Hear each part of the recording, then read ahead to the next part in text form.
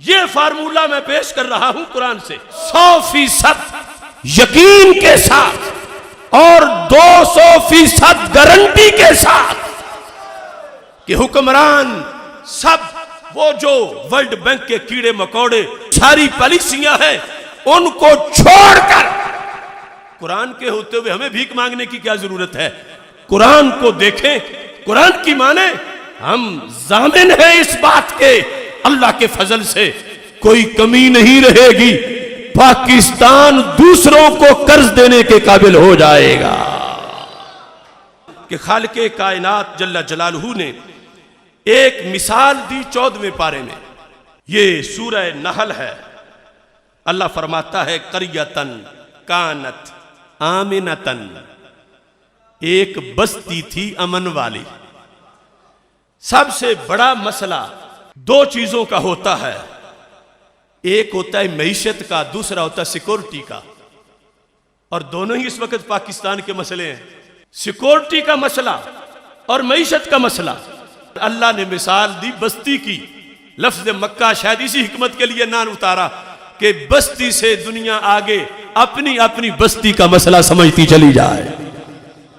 ضرب اللہ مثلا قریہ کانت آمنۃ، یہ پہلے کی صورتحال جو پاکستان کی تھی بننے کے بعد. امن تھا، امن تھا یا نہیں تھا؟ یعنی آج سے 40 سال پہلے نہ کوئی کلاشن کوف کلچر، نہ کوئی اتھوڑا گروپ، نہ کوئی بم دھماکے، نہ کوئی خودکش حملے. بندے سڑکوں پر، رستوں پر، عام محلوں میں بہر سو جاتے تھے. اور یہ جو سینکڑوں ہزاروں روزانہ کے قتل ہیں، ایسی کوئی چیز بھی نہیں تھی. اور امن تھا. اللہ فرماتا ہے بستی تھی امن والی، مطمئنہ، امن والی، اطمینان والی. اور یہ قرآن کا اصول ہے کہ جب بستی کی طرف نسبت ہو ایسی چیز کی تو مراد اہل بستی ہوتے ہیں. کہ اہل بستی، اہل پاکستان امن والے، اطمینان والے. اطمینان کیوں ہے؟ یأتیہا رزقہا رغدا، کہ رزق کی فراوانی ہے. یأتیہا رزقہا، اس بستی جس کی مثال دی جا رہی ہے اس کا رزق آتا ہے اس کے پاس، خود اس بستی کے پاس.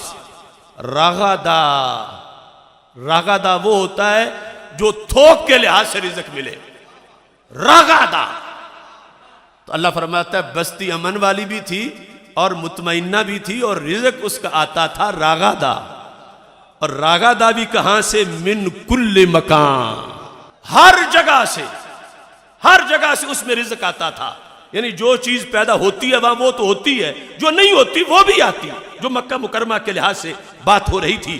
فرمایا اب اتنی موج بنی ہوئی تھی، اتنی موج، تو کیا ہوا؟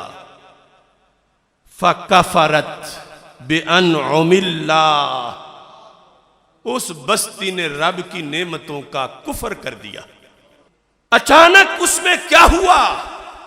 ان کو وہ چیز راس نہ آئی.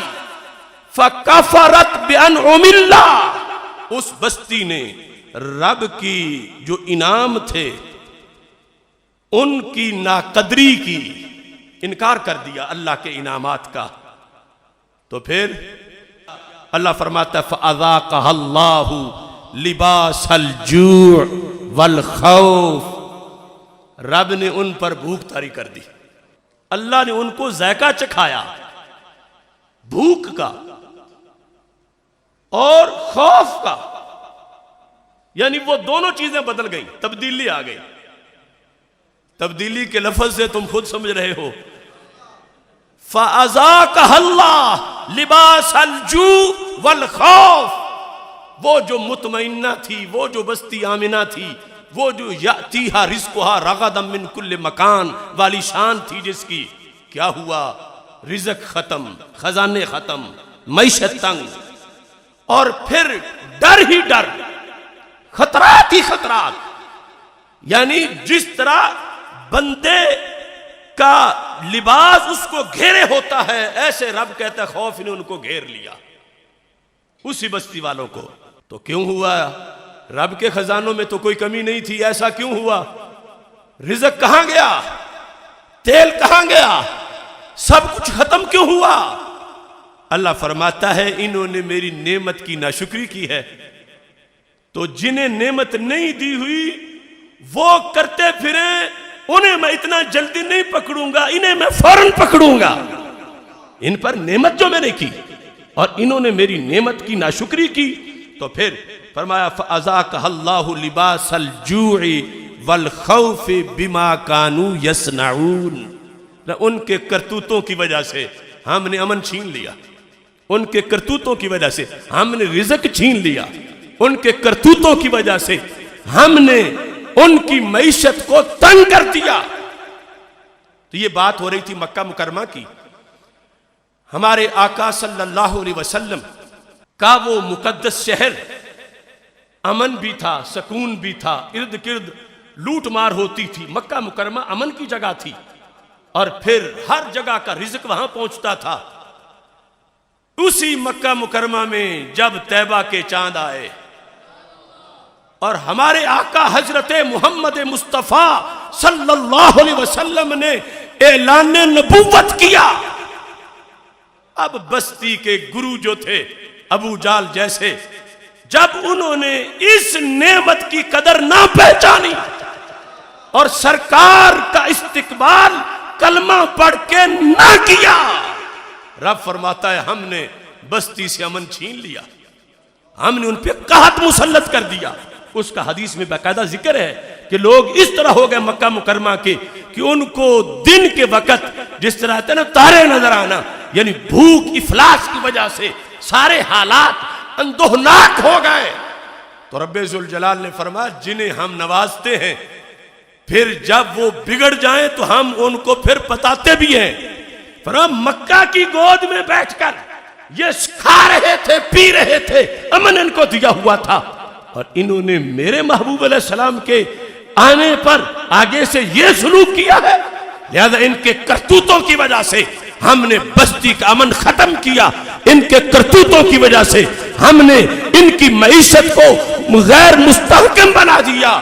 اب یہ قرآن، اب پاکستان جو قرآن کے فیضان سے بنا ہے تو سب کچھ پاکستان میں ہے، یعنی اس کے قدرتی وسائل، اس کے موسم، اس کے زرعی علاقے، اس کے معدنی علاقے، یہ ایک آئیڈیل سلطنت ہے۔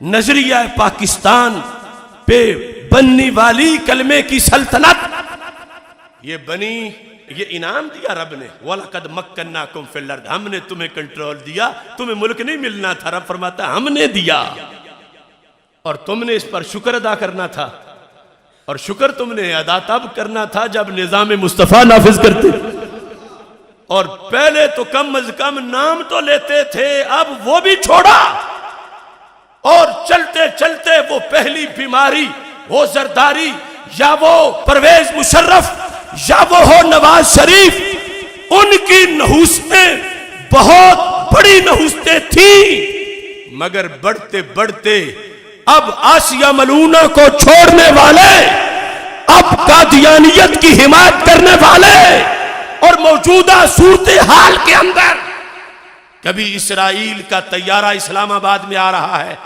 اور کبھی اسرائیل کو ماننے کی باتیں ہو رہی ہیں، اور کبھی یہود و نصارہ کے مومن ہونے کی باتیں ہو رہی ہیں، اب آ کر وہ ناشکری اللہ کے انعام کی حد سے بڑھ گئی۔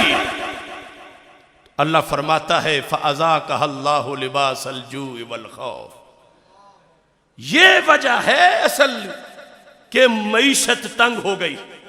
قرآن کہہ رہا ہے یہ وجہ ہے، یہ وجہ ہے، یہ وجہ ہے قرضوں کی، یہ وجہ ہے مہنگائی کی، یہ وجہ ہے کرپشن اور لوٹ مار کے بڑھ جانے کی، اور اب بیماری جس وجہ سے آئی اسے اسی طرح رہ کر مزید قرضے لے کر اور مخفی شرطیں لکھ کر اور قوم کی خودکشی کی شرطیں مان کر پھر کہنا کہ پاکستان خوشحال ہو، نہیں ہوگا۔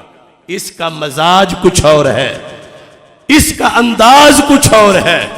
یہ امریکہ کے بنائے ہوئے طریقوں پہ نہیں، عرش سے اترے ہوئے طریقوں پہ چلنے والی سلطنت ہے۔ لہذا مسئلہ بنا کیوں ہے؟ قرآن کہتا ہے بنا اس لیے ہے کہ اللہ کی نعمتوں کی قدر نہیں کی گئی۔ اللہ کی نعمتوں میں سے سب سے بڑی نعمت حضرت محمد مصطفیٰ صلی اللہ علیہ وسلم ہے۔ ان کی قدر ہے ان کی ناموس پہ پہرا دینا، ان کی قدر ہے ان کے قرآن کو نافذ کرنا۔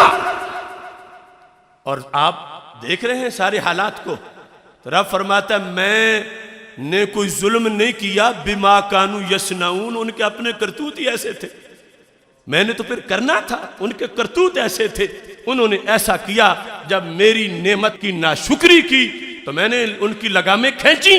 اور اب بھی بغتتن والوں سے فرق ہے، وہاں کچھ نہیں بچے گا پیچھے، وہاں جب بغتتن ہوگا، اور یہاں تو ان تھوڑا سا کھینچ کے ہوش دلایا گیا ہے کہ تم کہیں اور جا کے رزق نہ مانگو، فابتغوا عند اللہ الرزق، جس کے پاس خزانے اس سے مانگو، وہ دے گا۔ اور اس کے دینے کا یہ انداز ہے قرآن مجید برہان رشید کے اندر رب ذوالجلال نے اس اضافے کا تذکرہ بھی بڑے واضح لفظوں میں فرمایا ہے۔